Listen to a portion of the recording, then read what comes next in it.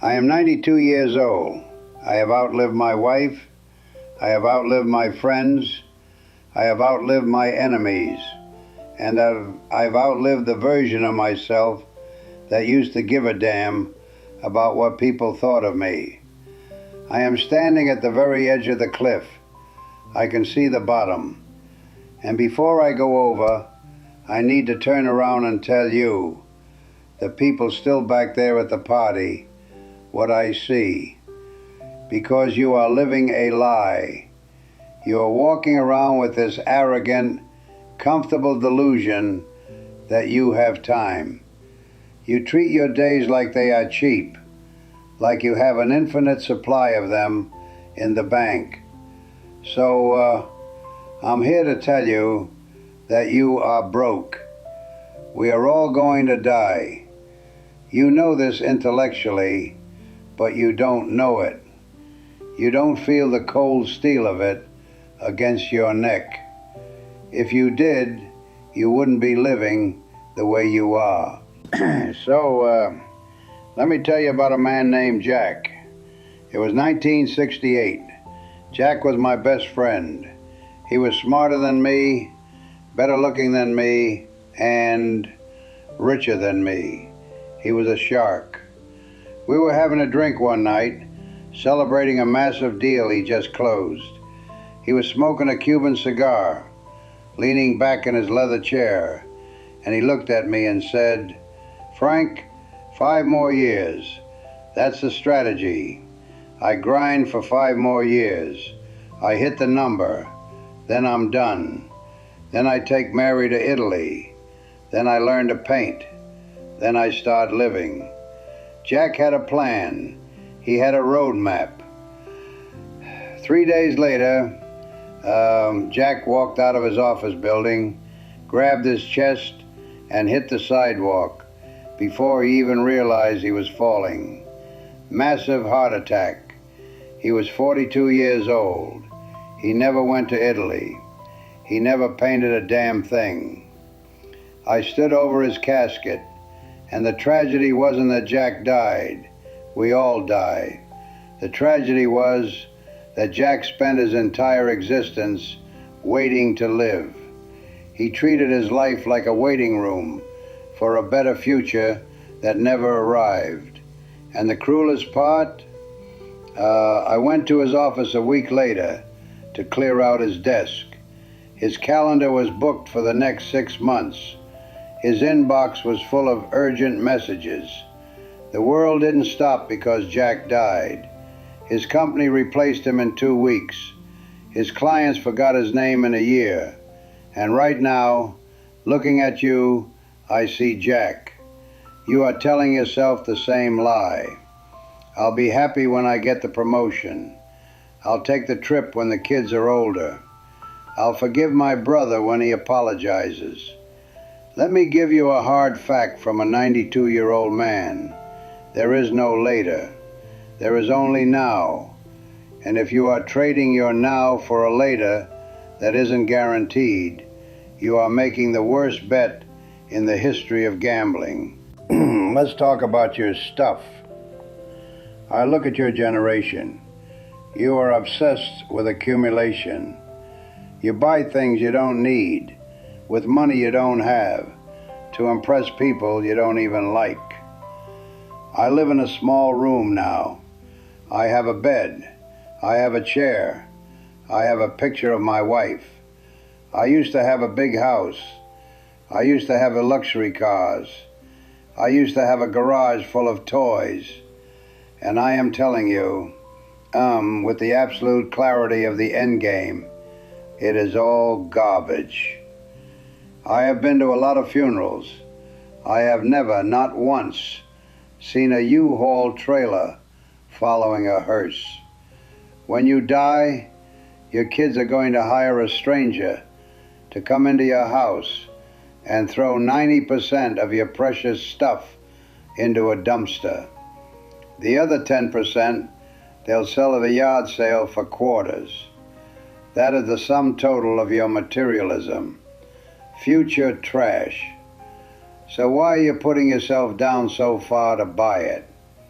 Why are you working 60 hours a week, missing your daughter's childhood, to pay for a car that sits in traffic? It is madness, and you won't realize it's madness until you are sitting where I am sitting, and by then it is too late to return the merchandise. Let me tell you about the big victory. It was 1979.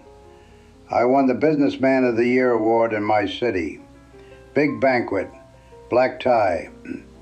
I walked up to the podium. People applauded. I felt like a god. I felt like I had won the game. I went home that night holding the trophy. My house was dark. My wife Eleanor was asleep. My kids were asleep. I sat at my kitchen table, alone, drinking a scotch, staring at this piece of glass, and I realized the applause had stopped. The people at that dinner didn't care about me. They cared about what I could do for them. And the people upstairs, the people who actually loved me, I had neglected them for months to win that piece of glass. I missed my son's varsity games to stay late at the office. I missed my anniversary dinner to close a merger. And for what? That trophy is currently in a box in a basement somewhere. I don't even know where it is. But the memory of my wife's sad eyes when I told her I couldn't make it to dinner, that is right here. That stays. You think your career is your legacy? It's not. It's a transaction. You are selling the hours of your life, hours you will never ever get back, to build someone else's castle. If you drop dead today, your job would be posted online before your obituary. Do not worship at the altar of your career. It will not love you back. It will not hold your hand when the lights go out. So, what matters? If the money is fake, and the career is a trap, and the stuff is garbage, what is left? I'll tell you. The only things you get to keep are the things you gave away. The love you gave, the time you gave, the connection. I sit here in this chair and I don't replay my business deals. I replay the Sunday mornings with Eleanor. I replay the sound of my daughter laughing when she was 3. I replay the time I helped a stranger push his car out of a snowbank. That is the only wealth there is. So here is my challenge to you. Here is the no BS strategy for the rest of your life.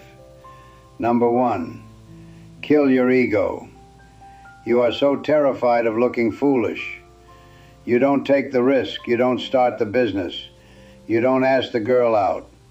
Why? Because you are afraid of what they will think. Let me liberate you. Nobody is watching you. They are too busy worrying about themselves. You are the main character only in your own head. To everyone else, you are background noise. Stop letting your fear of other people's judgment paralyze you. Their judgment will rot in the ground right next to them. Number 2, practice the last time. This is a Stoic technique, and it will change your life. Every time you do something, anything, remind yourself that one day you will do it for the last time.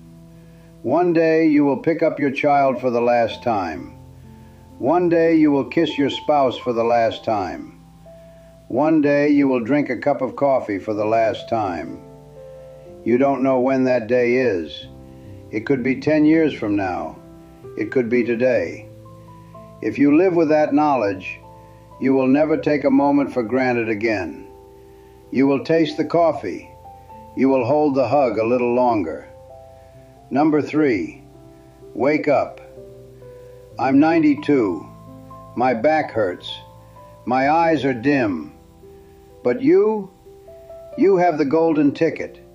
You have your health. You have your youth. And you are spending it scrolling through a phone? You are numbing yourself? Stop it. Go outside. Feel the wind. Look at the sky. Call your mother. Forgive your enemy. Not for them, but because you don't have time to carry the luggage of hate anymore. We are all going to die. It is the only guarantee we have. But most people never actually live. They just exist. They stay safe. They stay comfortable. And then they expire. Don't be like Jack.